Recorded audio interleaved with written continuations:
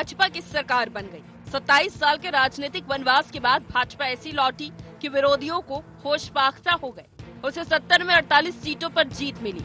पिछले चुनाव में 70 में 67 सीट जीतने वाली आम आदमी पार्टी 22 सीटों पर सिमट गई। आपके सर्वे सर्वा अरविंद केजरीवाल, डिप्टी सीएम मनीष सिसोदिया, सत्येंद्र जैन, सौरभ भारद्वाज समेत तमाम दिग्गज चुनाव हार गए। कांग्रेस का तो पिछले 2 चुनावों की तरह खाता ही नहीं खुला। दिल्ली का जनमत, भाजपा 48 सीटें, आम आदमी पार्टी 22 सीटें, कांग्रेस 0। बीजेपी ने अपनी ठोस रणनीति से दिल्ली में ये जीत हासिल की। ईडी सीबीआई ने केजरीवाल को जेल भेजा। भाजपा ने भ्रष्टाचार को मुद्दा बना लिया। केजरीवाल के सरकारी बंगले के रेनोवेशन पर 45 करोड़ खर्च को बीजेपी ने मुद्दा बनाया। केजरीवाल की संपत्ति 40 गुना बढ़ने को भी बीजेपी ने जमकर भुनाया।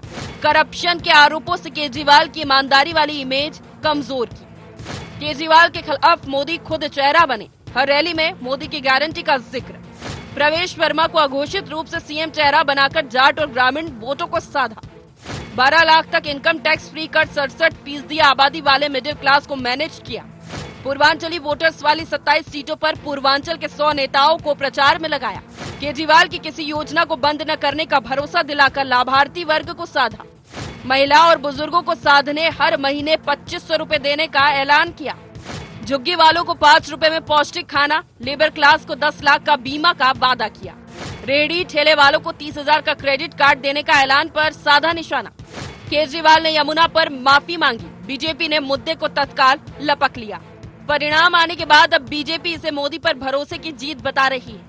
आपके पास जनादेश को स्वीकार करने के अलावा कुछ बचा नहीं है तो कांग्रेस कुछ बोलने लायक ही नहीं बची है। ये जीत माननीय प्रधानमंत्री जी के नेतृत्व में विकास की और विश्वास की जीत है। सत्य कभी पराजित नहीं होता है। यशस्वी प्रधानमंत्री जिस प्रकार से लोक कल्याण की भावना शासन चला रहे हैं, तो दिल्ली वासियों ने भी विश्वास व्यक्त किया। पहले हरियाणा, फिर महाराष्ट्र, उसके पहले दिल्ली, ये लगातार जीत का सिलसिला जारी रहेगा। जनता का जो भी निर्णय है, जनता का जो भी फैसला है, उसे हम पूरी विनम्रता के साथ स्वीकार करते हैं। जनता का निर्णय सर माथे पर, और मैं उम्मीद करता हूं कि जिस उम्मीद के साथ और जिस आशा के साथ लोगों ने उनको बहुमत दिया है, वो उन सभी उम्मीदों और आशाओं पे पूरा उतरेंगे। People wanted change. They were fed up of the way things were, and they wanted change. I suppose they voted for change. My congratulations to all those who have won. And for the rest of us, it just means we have to work harder and we have to stay there, be on the ground and be responsive to the people's issues. Kejriwal की हार को सिर्फ आपकी नहीं, उन तमाम लोगों के विश्वास की भी हार है जो अन्ना आंदोलन में भागीदार रहे। भ्रष्टाचार, भाई भतीजावाद, जाति और संप्रदाय मुक्त राजनीति का सपना देखा। यही वजह है कि आपकी हार के बाद ये कह रहे हैं कि ये तो होना ही था। मैं बार बार बताते गया, लेकिन उनके दिमाग में नहीं आया कि शराब के कारण तो बदनाम हो गया। इसके कारण लोगों को भी एक मौका मिला कि ये चारित्र के बारे में बोलता है और दूसरे बारे में शराब की बात मैं पहले से बता रहे हैं। आचार को शुद्ध रखो, विचार को शुद्ध रखो, तो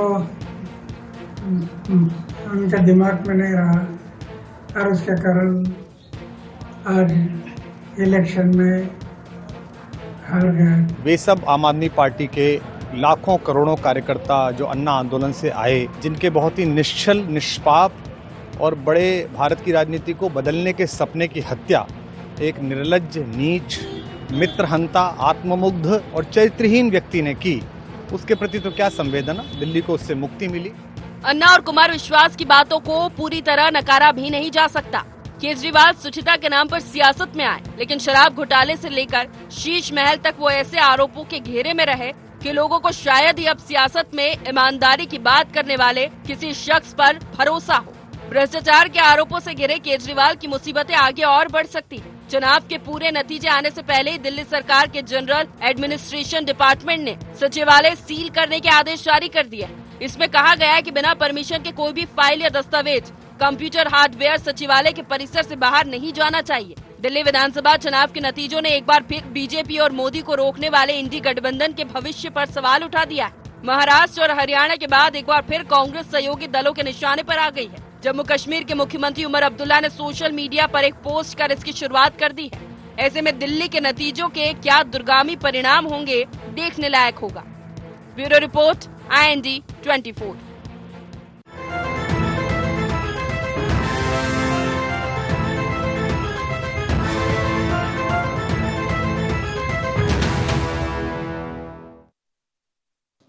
आप शौक, IND एजेंडा आप शौक, Congress lock and BJP rock में आपका स्वागत है। मैं हूं आपके साथ नवीन पुरोहित। चर्चा को विस्तार देंगे, उसके पहले IND एजेंडा के मुख्य बिंदुओं की तरफ एक निगाह डालते हैं।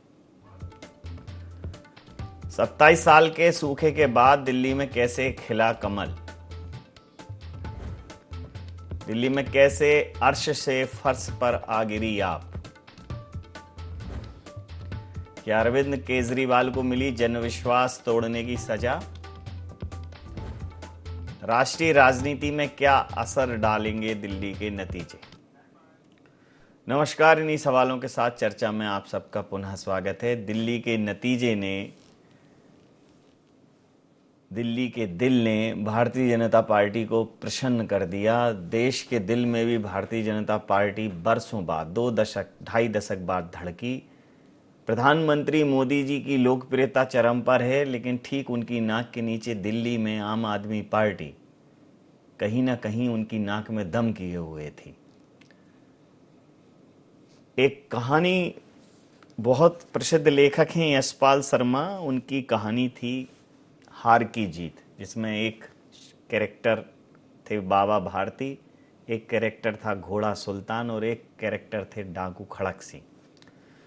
तो जब डर से, प्रलोभन से डाकू खड़क सिंह बाबा भारती से वो घोड़ा नहीं ले पाए, तो एक दिन वो असहाय और अपंग बनकर बैठ गए और धोखे से वो घोड़ा छीन कर ले गए। तो बाबा भारती ने खड़क सिंह को आवाज़ दी कि रुको खड़क सिंह, एक बात सुनो, ये घोड़ा ले जा रहे हो ले जाओ, लेकिन किसी और को ये बताना नहीं कि तुमने ये घोड़ा हमसे कैसे छीना, अन्यथा कोई किसी अपाहिज, गरीब, मजलूम की आवाज सुनेगा नहीं, उस पर भरोसा नहीं करेगा। फिर अंततः इस कहानी में वो घोड़ा वापस आ जाता है। आज वही बात आम आदमी पार्टी को भी कहीं ना कहीं जनता ने कही है कि जब आप स्वच्छता की राजनीति की बात करके आते हो, जब आप एक शर्ट पहनकर आते हो, चप्पलें पहनकर आते हो, सूखा सा मुंह लिए आते हो, फिर आप 2 साल की जो आपका टेन्योर होता है उसमें आपके चेहरे के हाव भाव, आपकी चाल ढाल, आपकी चीज़ें, वो सब ऐसे घालमेल हो जाता है, उनमें कोई फर्क नहीं दिखता, कोई स्पष्ट फर्क नहीं रह जाता। वही घुमाव फिराव की बातें, वही प्रलोभन की बातें। और बहुत जो कुमार विश्वास ने, हालांकि ऐसा नहीं है कि कुमार विश्वास खुद दूध के धुले हों, आज से 3, 4, 5 साल पहले वो किस प्रकार की कविताएं पढ़ते थे और आज वो किस प्रकार की कविताएं पढ़ रहे हैं, लेकिन जो कहा है केजरीवाल जी के लिए, जिन शब्दों का प्रयोग किया, राजनीति में धूर्तता नहीं चलेगी। और जब लोगों को धूर्त ही चुनना है तो फिर नया क्यों, कोई बदलाव क्यों? अन्ना आंदोलन के गर्भ से जिस राजनीतिक दल ने जन्म लिया, जबकि वो आंदोलन गैर राजनीतिक था, उसका उद्देश्य था लोकपाल बनवाना, उसका उद्देश्य था मौजूदा सरकारों से भ्रष्टाचारी व्यवस्था पर अंकुश लगवाना, लेकिन उस दल के गर्भ, उस आंदोलन के गर्भ से एक पार्टी ने जन्म लिया, आम आदमी पार्टी, और उसके शासक बन गए केजरीवाल। फिर केजरीवाल जी के जो राजनीतिक उनका स्टाइल था, मफलर, खांसी, फिर वो सब गायब हो गए। फिर जो वादे, कार नहीं लेंगे, घर नहीं लेंगे, वो वादे सब हवा हो गए और लगा कि जनता ऐसी ही है, जनता को मूर्ख बनाया जा सकता है। तो बहुत चर्चा में बहुत पहले मैंने कह दिया था कि इस प्रकार का आज इस बार का जो मूड है, आपका क्या होगा जनाब आली। और कांग्रेस, कितना कांग्रेस को कोसा है अरविंद केजरीवाल के बयान। निश्चित रूप से प्रधानमंत्री के कई बयान ऐसे हैं जो झूठे साबित हुए हैं, लेकिन उन्होंने कभी ये दावा नहीं किया कि हम आकर बिल्कुल एक शुचिता की और पारदर्शिता की और हरिश्चंद्र की राजनीति करेंगे। कई राजनेताओं के ऐसे बयान है कि जो पहले कुछ थे बाद में कुछ थे, लेकिन जो आम आदमी पार्टी से लोगों ने उम्मीदें की कि ये कुछ नया बदलाव होगा, ये चमत्कार होगा। एक नायक फिल्म आई थी कि उसमें एक ऐसा कैरेक्टर आता है राजनीति का, सब कुछ बदल डालता है, लेकिन सब कुछ एक ड्रामा और एक नौटंकी की तरह चला। और दिल्ली में जिस प्रकार से खींचातानी मची रही, शराब के मामले में, भ्रष्टाचार के मामले में जो रस्साकशी थी, जनता तंग आ गई थी। जनता का ये था कि इससे तो बेहतर है कि कोई व्यवस्थित सरकार रहे। और कांग्रेस को आप शून्य मत समझो, कांग्रेस को शून्य करने का काम आपने किया। कांग्रेस ने शून्य होकर इस बार आपको शून्य कर दिया। कांग्रेस को पता था कि वो जीत नहीं सकते हैं, इस बार कांग्रेस ने काम अलग तरीके से किया। ये कांग्रेस की एक अच्छी स्ट्रेटेजी भी हो सकती है। तो कुल मिलाकर आप सदमे में हैं, कांग्रेस कहीं ना कहीं घेराबंदी में रुक गई और बीजेपी अब अलमस्त है। तो इसी मुद्दे पर करेंगे चर्चा। चर्चा में हमारे साथ शामिल हैं रमेश शर्मा जी, वरिष्ठ पत्रकार हमारे साथ हैं। फिरोज सिद्दीकी जी, प्रवक्ता मध्य प्रदेश कांग्रेस के हमारे साथ हैं। ब्रजगोपाल लोया जी, प्रवक्ता मध्य प्रदेश भारतीय जनता पार्टी के हमारे साथ हैं। रमाकांत पटेल, मध्य प्रदेश आपके नेता हैं। तो रमाकांत जी, आपसे ही शुरू करते हैं। आपका क्या होगा जनाब आली? इनकी तो कट जाएगी जैसे तैसे, क्योंकि ये कई राज्यों में कांग्रेस है, सरकार में है, गठबंधन में है, भारतीय जनता पार्टी की है। आप ही ले दे के यहां से थोड़ा पंजाब तक चले थे, लेकिन दिल्ली जहां आपकी जड़ें थीं वो धराशायी हो गई। दिल्ली आम आदमी पार्टी की सरकार चली गई, केजरीवाल जी हार गए, क्या कहेंगे? देखिए नवीन जी, आम आदमी पार्टी सड़क से चालू हुई है और सड़क पर आ गई। 10 साल सरकार में रही है, तब भी सड़कों में जैसे हमने संघर्ष किया वैसे केंद्र सरकार से लड़ के दिल्ली के सारे काम कराने का काम किया। तो हम 10 साल से सड़क पे ही थे। ये इन लोगों को, सत्ताधारी लोगों को भ्रम होगा कि हम जो है सत्ता की मलाई इनके जैसे चाटने वाले थे। हमने जनता के लिए लड़ाई चालू की थी, जनता के लिए लड़ते रहे और आगे भी जनता के लिए लड़ते रहेंगे। हम जैसे थे वैसे ही रहेंगे, हम बदलने वाले नहीं हैं, हम ऐसे ही हैं। हम लोग जनता के लिए आंदोलन किए थे। अभी हम लोगों ने जो काम किया, स्कूल में सुधार करने का काम, अस्पताल में सुधार करने का काम, पहली बार ये हुआ कि चुनाव में देश भर में ये मुद्दे हुए हैं कि बड़े बड़े नेताओं को स्कूल और अस्पताल की बातें करनी पड़ी हैं, यमुना जी की बात करनी पड़ी है। जो लोग इतने सालों से राजनीति करते आए हैं, जिनके लिए कभी प्रदूषण कोई मुद्दा नहीं था, कभी यमुना जी कोई मुद्दा नहीं था, उनको बात करनी पड़ी है। वो चालू हमने किया है। तो हमने तो राजनीति सिखाने का काम किया है। जो लोग देश भर की संपत्ति लूट करके अपने मित्रों को देने का काम करते थे, आज वो कह रहे हैं कि दिल्ली के लोगों को, बुजुर्गों को 3,000 रुपया महीना पेंशन देंगे। तो दिल्ली के लोगों को तो 3,000 रुपया महीना पेंशन मिलेगी, लेकिन मध्य प्रदेश में भी भाजपा की सरकार है साहब, और मध्य प्रदेश के लोगों को 300 रुपए मिलेगी। तो ये सबक जो दिल्ली में भारतीय जनता पार्टी को आम आदमी पार्टी ने सिखाया है, मजबूर किया है भाजपा को कि जनता की बात करो, ये आगे जाकर के मध्य प्रदेश में और पूरे देश में भाजपा मजबूर होगी कि जैसा दिल्ली में वादे कर रही है वैसा पूरे देश में करके दिखाए। जी जी, आपने यही तो किया है। आप थोड़ा और रुक जाते तो आप 10,000 कर देते। भाई काम दो, काम के बदले। हाँ, निश्चित रूप से एक उम्र के बाद हमारा जो बुजुर्ग समुदाय है, जिसने अपना एक लंबा समय अपना कर्म, अपने परिश्रम से इस देश को सींचा है, सामाजिक सुरक्षा में उनका स्थान होना चाहिए। लेकिन जो रेवड़ी कल्चर शुरू किया था वो कल्चर खत्म होना ही चाहिए, भले ही वो उस पर माननीय सुप्रीम कोर्ट संज्ञान ले, काम करे। नहीं अवधेश जी, ये कल्चर भी बेकार है ना कि देश की सारी संपत्ति अपने 2-4 पूंजीपति मित्रों को दे दो। हमने वो कल्चर नहीं किया, हमने तो उसको बंद करने का काम किया। हमने तो जनता का पैसा, जनता के टैक्स का पैसा उनकी सुविधा के लिए खर्च किया। आप 10-25 साल चल जाते, यही होता है। आप 10-25 साल चल जाते, करने नहीं दिया ना, कि जेल में कोई आप वो थोड़ी करने गए थे, कथा किसी मामले में ही गए थे ना। तो अवधेश जी बिल्कुल किसी मामले में गए थे, ऐसे मामले में गए थे जिसका न सिर है न पैर है, न एक चवन्नी बरामद हुई है भ्रष्टाचार की। आप तो एक सम्मानित चैनल के नेशनल हेड है, उसके बाद में भी कह रहे हैं कि कथा करने नहीं गए थे। कथा करने बिल्कुल नहीं गए थे, लेकिन ये आप भी जानते हैं कि एक नया पैसा, एक चवन्नी बरामद नहीं हुई है। मैं बिल्कुल जानता हूं, बावजूद आम आदमी पार्टी की मैं छवि को बहुत बिल्कुल जानता हूं, जेल भेजा गया। आम आदमी की पार्टी आपकी सोच से निश्चित रूप से मैं प्रभावित हूं, लेकिन व्यक्तिगत तौर पर अगर कोई मैं तो ऑन स्क्रीन बोल रहा हूं कि अगर मुझे ये मौका मिले कि अरविंद केजरीवाल को मैं वोट दूं तो मैं नहीं दूंगा अरविंद केजरीवाल को। मैं इतना स्पष्ट हूं। वो आपका निजी विचार, मैं निजी तो बता रहा हूं, मेरी भी अपनी सोच है ना, तो मुझे समझ आता है ना, पार्टी के लोग नहीं मुझे समझ आता है कि वोट नहीं दे वो सारे के सारे आतंकवादी और देश विरोधी हो जाएंगे। हम ऐसा नहीं कहते। नहीं, डेफिनेटली नहीं होंगे, और आप कहेंगे भी तो भी नहीं बदलेंगे। मेरा कहना यह है कि जो दिल्ली में जो अरविंद केजरीवाल जी ने, जिस महिला ने दिल्ली के विकास में जो योगदान शीला दीक्षित जी का है, भुलाया नहीं जा सकता उस योगदान को। जिस महिला को सम्मान मिलना चाहिए था, जिस महिला के कामों का उल्लेख होना चाहिए था, इतनी फाइलें लहराई, बहुत वीडियो हैं। आज भले ही वो शून्य पर हो कांग्रेस, लेकिन संदीप दीक्षित जी को कांग्रेस नवीन जी देखिए, जितना काम पिछले 70 सालों में हुआ था, उतना काम, उससे ज्यादा काम हमने 10 सालों में करके दिखलाया है। जी देखा है। हम ये नहीं कहते कि उन्होंने क्या किया क्या नहीं किया, लेकिन अगर तुलना की बात आएगी तो उनसे कई गुना ज्यादा हमने काम 10 साल में करके दिखलाया है। इसमें भी कोई दो राय नहीं है। मैं पूछता हूं फिरोज जी, कई बार हार का भी बहुत ज्यादा मलाल नहीं होता है, इसलिए वो मलाल दिख नहीं रहा है चेहरे पर, क्या कहेंगे? देखिए, ऐसा है कि हमारा वोट शेयर जो था वो बहुत नीचे था, लेकिन इस बार हमने वोट शेयर बढ़ाया भी।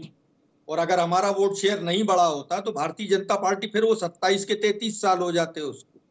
तो ये तो श्रेय कांग्रेस को भी है कि कांग्रेस ने बहुत अच्छा चुनाव लड़ा, लेकिन हाँ, कहीं कोई दिक्कत रही तो हम उसको बना नहीं पाए चुनाव।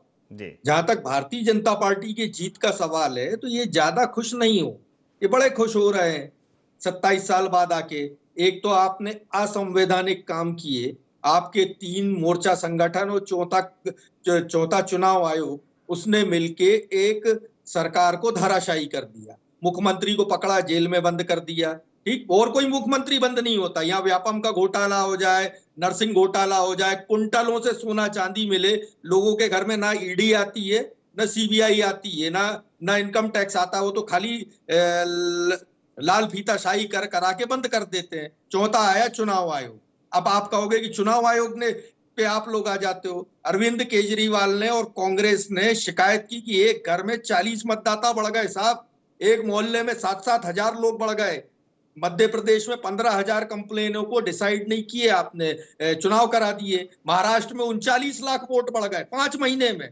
18 विधानसभाएं जो हैं हरियाणा की, उसकी चुनाव आयोग जानकारी नहीं दे रहा है। भारतीय जनता पार्टी कह रही साहब ये चुनाव आयोग को बिना बात के कटघरे में, वो चुनाव आयोग की आवाज नहीं निकल रही है सुप्रीम कोर्ट के सामने। वो इधर दाएं कहता है कि साहब 2 पेशी बढ़ा दो, वो कहते दूसरा आता है साहब 3 पेशी बढ़ा दो। ये काम हो रहा है। प्रतिक्रिया लेता हूं, जो चुनाव है वो भी ठीक नहीं हो रहा है। लेकिन हाँ, भारतीय जनता पार्टी को जो मोदी मैजिक है, इनको कुछ दिन बने रहने दो मोदी मैजिक के सुरूर में। ये जिस दिन चुनाव आयोग देखिए नाम ही गलत लिया है। अगर मैजिक है तो भ्रम है, क्योंकि मैजिक तो ये जो नाम वो जाने कैसे कौन इनका ज्ञान तीर्थ है, कौन इनका थिंक टैंक है जिसने मोदी मैजिक है तो खत्म है, शो खत्म हो जाएगा। ये बात दिमाग में रख लीजिए लोया जी, मैजिक शब्द बदल लीजिए, ऊपर भेज दीजिए। मैजिक ठीक नहीं है, और मैजिक तो फर्जी है।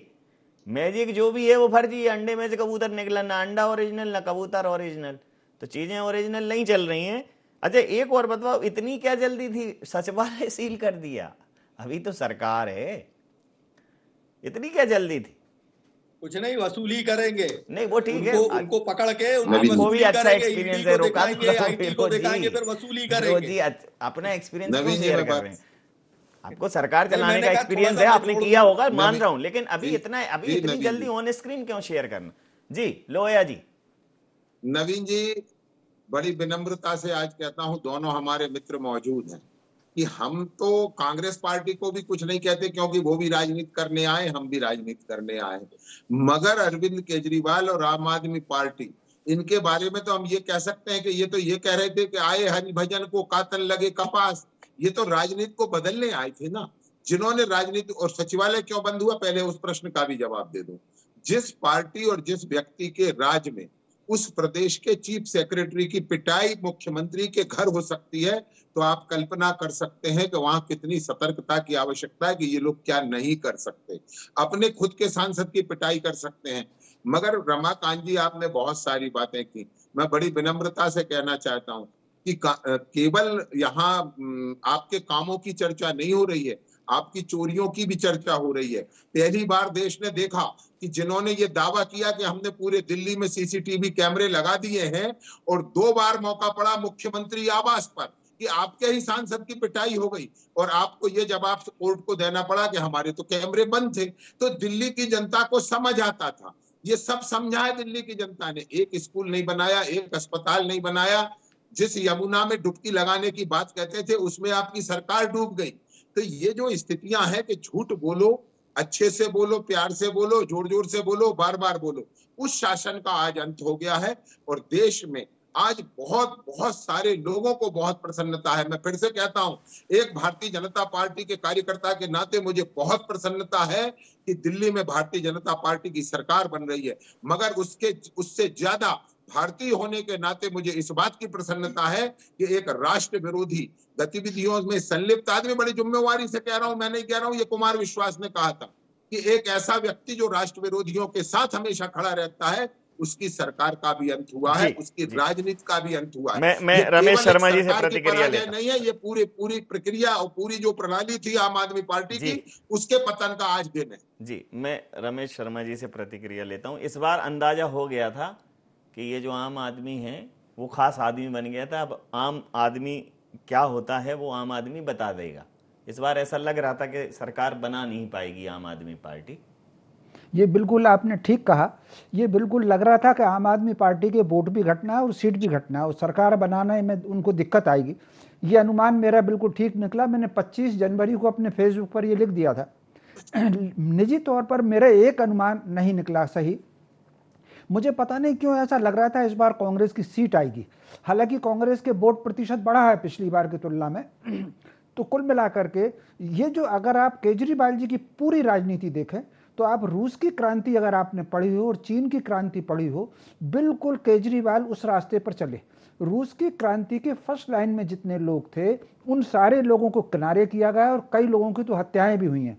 ठीक उसी प्रकार आंदोलन में अगर आप देख लें, उसमें अन्ना हजारे थे, बाबा रामदेव थे, जो कवि थे, वो जो पूरा कैडर था उसको किनारे करके केजरीवाल जी उस पूरे आंदोलन में, योगेंद्र यादव थे, योगेंद्र यादव निश्चित रूप वो सारे लोग पूरी लाइन, उसमें कितने पत्रकार थे, कितने कवि थे, बुद्धिजीवी थे, उन सब के किनारे लगा करके केजरीवाल जी मुख्यमंत्री बने। और उनके पूरे 10 वर्ष के कार्यकाल में केवल 2 चीज रही। एक नंबर पर तो वो रेवड़ी बांटने की घोषणाएं करते रहे और दूसरे नंबर पर मोदी पर अटैक करते रहे। और फिर वामपंथियों का यह घोषित सिद्धांत है कि यदि आप सत्य में कमजोर हैं तो आप तथ्य पर बात करिए, तथ्य में कमजोर हैं तो तर्क पर बात करिए, और तर्क में भी अगर कमजोर हैं तो धुंध फैला दीजिए। केजरीवाल, आप कल्पना कर सकते हैं कि साहब यमुना में जहर ही मिला दिया और एक दिन पहले बोले कि हमको 16-25 करोड़ रुपए का ऑफर है। तो वो केवल मीडिया ओरिएंटेड राजनीति ही करते रहे, तो उसका ये हश्र होना ही था। उनको जो 22 सीट मिल गई, मुझे उस पर भी आश्चर्य है क्योंकि दिल्ली बुद्धिजीवियों का नगर है। एक मुझे इसमें प्रसन्नता ये हुई कि कांग्रेस अपनी जमीन पर लौट रही है। मोटे तौर पर बीच में कांग्रेस क्षेत्रीय दलों के अनुसार राजनीति करने लगी थी। कांग्रेस अगर अपनी जमीन पर लौटेगी तो देश में जो स्वरूप उभरेगा भाजपा और कांग्रेस का, उस दिशा में आना चाहिए। क्षेत्रीय दल सत्ता की राजनीति करते हैं, चाहे आम आदमी पार्टी हो कि समाजवादी पार्टी हो, तो कहीं ना कहीं इससे ऊपर उठ करके हमको राष्ट्रीय मुद्दे उठाना चाहिए। और कांग्रेस ने बहुत मेहनत में उसको ठीक किया उन्होंने। और एक बात कह के बात खत्म करूंगा, जो पहली प्रतिक्रिया आई संदीप दीक्षित की, चूंकि संदीप दीक्षित की परिवार की पृष्ठभूमि, उमाशंकर दीक्षित की पृष्ठभूमि है वो, उनकी जो पहली प्रतिक्रिया आई बहुत मैच्योर्ड प्रतिक्रिया थी। उन्होंने स्वागत किया और मैं समझता हूं ये कांग्रेस का मूल चरित्र है। कांग्रेस को अपनी इसी मूल चरित्र पर लौटना चाहिए। और भाजपा को तो अब जीत की संभावना थी तो वो बन गए हैं और मुझे लग रहा है कि प्रवेश वर्मा हो सकता है उनको कमान भाजपा आगे चल करके दे दे। जी तो फिरोज जी, एक अच्छा स्टैंड आप ले रहे हैं कि देखिए जो दल आपको कभी लोकसभा में साथ खड़े हो जाते हैं, विधानसभा में कोसते हैं, आपकी नीति रीतियों से मेल नहीं खाते, फिर उनके साथ किसी भी वजह से हाथ मिलाने से अच्छा है कि चाहे हार से हाथ मिलाया जाए, अकेले खड़े होकर लड़ा जाए, लेकिन ये घालमेल नहीं करना है। तो अब ये स्टैंड के कम हो लेकिन दम वाले लोग हों, क्या कहें? बिल्कुल, हमने स्पष्ट कहा था, अरविंद केजरीवाल जी ने ही ये इंडिया गठबंधन को 3-5 करने का काम किया, और वो जो उनके राहुल गांधी जी के खिलाफ बयान थे, जो उनके कभी बीजेपी के सपोर्ट में बयान दे रहे थे, कभी इंडिया गठबंधन के खिलाफ बयान देते थे, तो हमने भी कहा, हमने कहा अच्छा अब आ जाओ मैदान में, तो अब आ गए। तो उनको उनकी जो राजनीति थी, अब उनको दोबारा आम आदमी पार्टी को मैदान में आने से क्या होता है फिरोज जी? रुक तो सुन लीजिए लोया जी, एक मिनट बचा है, सुन लीजिए लोया जी, एक मिनट बचा है, लोया जी एक मिनट बचा है, सुन लीजिए, एक मिनट आप बोल लेने दीजिए, बोलिए। और जब से राहुल गांधी जी ने जमुना में डुबकी लगाने के लिए उनको जो चुनौती दी, वहीं से उनका चुनाव पूरा फेल हो गया। कांग्रेस पार्टी ठीक है हमारे नहीं आए, जो संदीप दीक्षित जी ने कहा वो बिल्कुल सही बात की कि हम उस तरीके से चुनाव को बना नहीं पाए, अच्छे टिकट्स दिए, बहुत नई रणनीति बनाई, तेज अच्छा काम किया, लेकिन कहीं ना कहीं हम जनता को ये विश्वास नहीं दिला पाए कि हम सरकार बना सकते हैं। रमाकांत जी में जो बुद्धिजीवी वर्ग है वो 2 पार्ट में जाता है सीधा। संक्षिप्त प्रतिक्रिया रमाकांत जी, संक्षिप्त प्रतिक्रिया। मोदी जी इस जन्म में तो नहीं हरा सकते। मैं बता देता हूँ तो आप पुनर्जन्म कि पूरे देश के अंदर भारतीय जनता पार्टी का खुल के विरोध, उनकी नीतियों का विरोध, उनको एक्सपोज करने का काम आम आदमी पार्टी ने किया है, और उसका खामियाजा यही भुगतना पड़ा है कि एक नए पैसे के, भ्रष्टाचार के एक चवन्नी मिले बिना आम आदमी पार्टी की टॉप के सारे नेताओं को जेल में डाला गया है बिना किसी सबूत के। और भाजपा और कांग्रेस के लोगों को पेट में दर्द केवल यही है कि आम आदमी पार्टी ऐसी पार्टी है जो जनता का पैसा जनता को वापस क्यों करती है। हम लोग तो अपने दोस्तों को देते हैं, अपने नेताओं को देते हैं, ये लोग जनता का पैसा जनता को वापस क्यों करते हैं? इनके पेट में दर्द यही है। तो ठीक है, जनता का पैसा जनता को वापस करो, जनता का पैसा जनता को वापस करो, लेकिन कहते हैं ना दानवी सुपात्र को देना चाहिए। एक वो जो परिश्रम कर रहा है, भाई परिश्रम करे, आदमी को रोजगार दो, आदमी को क्यों निठल्ला बना रहे हो? विधायक ये सारे सुपात्र हैं? नहीं, सुपात्र नहीं है। कौन? आप लोगों ने सैलरी छोड़ दी थी क्या?